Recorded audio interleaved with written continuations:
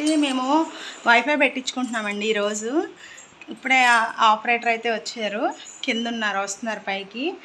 ఈరోజు అయితే వైఫై పెట్టేస్తున్నాము. ఇప్పుడైతే అదిగో వైఫై పెట్టేసి వెళ్ళిపోయారు వైఫై ఆపరేటర్ అయితే. టీవీ కూడా మాది కింద టేబుల్ మీద ఉంటుంది కదా, తీసేసి పైన గోడకి ఫిక్స్ చేయించేసాను. పాప అస్తమానం లాగేస్తుందని. బ్యాంకాక్ పిల్ల వీడియోస్ చూస్తానండి నేను, అదే చూస్తున్నాను. ఇల్లంతా అయితే హోల్స్ పెడతారు కదా, ఇదిగో డస్ట్ ఇదంతా పడింది. ఇదంతా శుభ్రం చేసుకోవాలి, చాలా పని ఉంది. మంచం అంతా చూసారా, నేనేమో ఈ టీవీ పెట్టించే హడావుడిలో ఉంటే దీని ఇష్టం ఇల్లంతా ఇలా చేసి పడేసింది, అన్నీ లాగేసి. ఆ సౌండ్స్ డ్రిల్లింగ్ మిషన్తో అవి కొడుతుంటే ఆ సౌండ్స్కి భయపడిపోయి ఏదో ఒకటి ఇస్తే కానీ ఉండకుండా ఏడుపు. ఇదిగోండి వైఫై రౌటర్ అయితే ఇక్కడ పెట్టారు. ఎయిర్టెల్ వాళ్ళు పెట్టించుకున్నాం మేము. సో వైఫై అయితే పెట్టేశారు కదా, so TV connection, TV cable channels వస్తాయి కదా, ఛానల్స్ వాళ్ళు ఇప్పుడు 4:30కి వస్తామని చెప్పారు, ఫోన్ చేశారు. వైఫై అండ్ అలానే టీవీ కూడా విడివిడిగా రెండు పెట్టిస్తున్నాము. వైఫై అయితే పెట్టేసి వైఫై ఆపరేటర్ వెళ్ళిపోయారు. ఇప్పుడు 4:30కి అయితే మామూలుగా టీవీ ఛానల్స్ వచ్చే కేబుల్ ఆపరేటర్ వచ్చి అవి పెడతా అని చెప్పారు, ఫోన్ చేశారండి.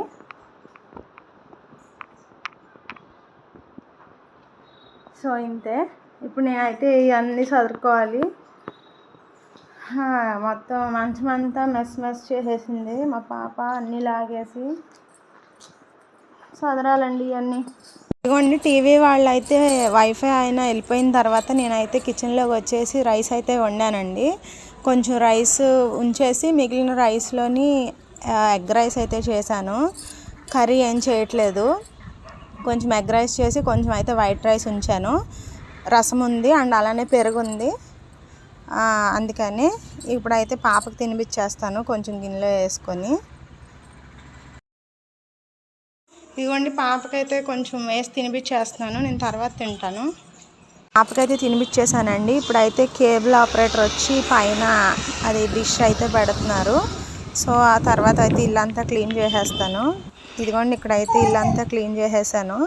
పాప కూడా స్నానం చేపించేసాను. పాప ఎందుకో కొంచెం నీరసంగా ఉంది, కాళ్ళ నొప్పులు అని ఏడుస్తుంది. టీవీలో అయితే పుష్ప 2 మూవీ పెట్టాను నెట్లోని. నిన్నైతే ప్లేట్స్ కొన్నాము అక్కడ. అండ్ ఇదిగో కాఫీ, ఇదిగోండి కప్స్ అయితే. ఇంకా చాలా డిజైన్స్ ఉన్నాయి కానీ సరే ఒకసారితో పోయేది ఏం కాదు కదా, ఇవి ఏదో కొంచెం యూనిక్గా ఉన్నాయిలే కాఫీ కలర్లోని అని తీసుకున్నాను. మళ్ళీ మళ్ళీ కొంటానే ఉంటాం కదా. మా ఇంట్లో కప్స్ ఉన్నాయి కానీ ఏమైనాయి అంటే ఇవి ఇట్లా పగిలిపోతున్నాయండి వాటంతటా అవే. ఎందుకో తెలియదు మరి, వాటంతటా అవే మనం మొన్న మా పాపకి ఇలా ఇందులో పాలు ఇస్తే దానికి ఇష్టం ఇలాంటి వాటిలో. సరే పాలు ఇందులో తాగిద్దాం కదా, ఇష్టపడుతుంది కదా అని పాలు కలుపుదామని పట్టుకునేపాటికి ఇది కింద పడిపోయి ఈ సైడ్ ఉండే ఈ హ్యాండిల్ నా చేతిలో ఉంది, దానంతటా అదే ఊడిపోతుంది. సో అలా ఊడిపోతున్నాయి చాలా కప్స్, అలానే ఊడిపోతున్నాయి. ఇగో కొత్త సెట్ ఇదైతే, ఇవి అండ్ ఇవి కొత్త సెట్స్ అండి రెండు. సో ఇంకా ఇక్కడ ఉన్నాయి కొంచెం, ఇవే కొంచెం బాగున్నాయి. ఇవి ఇంకేం చేయాలో తెలియక అలా ఉంచాను, పడేయడానికి మనసు ఒప్పక. గాలి వేస్తున్నట్టుంది బయట, సడన్గా తలుపు ఎవరో తీసినట్టు అనిపించింది. భయం వేసి జడుచుకొని వెనక్కి తిరిగి చూశాను. బయట గాలికి అది దాని అంతటా అదే ఓపెన్ అయ్యి దాని అంతటా అదే క్లోజ్ అయింది. నేను చాలా ధైర్యవంతురాలను అసలుకి. సో అలాగ కప్స్ అన్నీ వేస్ట్గా అయిపోతున్నాయి. ఇంటికి ఎవరైనా వచ్చినా కానీ ఈ కప్స్ బావడం వల్ల, లేదంటే మా ఇంట్లో 2-3 సెట్స్ ఉంటాయి ఎప్పుడు.